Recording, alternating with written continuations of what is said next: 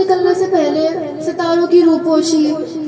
صبح صادق کی سفیدی اور شفق کی سرخی اس بات کی خوشخبری دے رہی ہوتی ہے کہ اب سورج طلوع ہونے والا ہے۔ اسی طرح جب آفتاب رسالت طلوع ہونے والا تھا تو عالم اطراف میں ایسے عجیب و غریب واقعات رونما ہوئے کہ جس نے پوری کائنات کو جھنجھوڑ کر اس بات کی بشارت دی کہ اب آفتاب رسالت اپنی پوری آب و تاب کے ساتھ طلوع ہونے والا ہے۔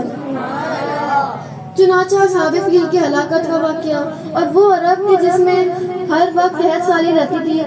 سالہ سال سے قحط سالی کا دورہ تھا، وہاں پہ اچانک سے خوشحالی کا دورہ ہو گیا، سرسبز و شاداب ہو گئی اس کی سرزمین، اور جو بت تھے وہ منہ کے بل گر پڑے، نیست و نابود ہو گئے۔ فارس کے نجومیوں کی 1000 سال سے چلا گئی آگ لمحے میں بجھ گئی۔ اسی طرح شام اور کوفہ کے درمیان وادی سماوا کی خشک ندی لمحے میں جاری ہو گئی، اور حضرت بی بی آمنہ رضی اللہ تعالی عنہ کے مبارک بدن سے ایک ایسی روشنی ظاہر ہوئی کہ جس سے بصرہ کے تمام محل روشن ہو گئے۔ اسی بات کی بشارت دینے لگے کہ اب آقا صلی اللہ علیہ وسلم کی ولادت ہونے والی ہے، آقا صلی اللہ علیہ وسلم اس دنیا میں تشریف لانے۔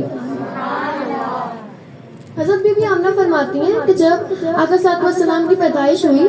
تو میں نے دیکھا کہ ایک بہت بڑی بدلی آئی ہے، اور اس بدلی میں گھوڑوں کے ہنہنانے کی، پرندوں کے اڑنے کی، اور ساتھ میں نے کچھ انسانی بولیاں بھی سنی۔ آپ فرماتی ہیں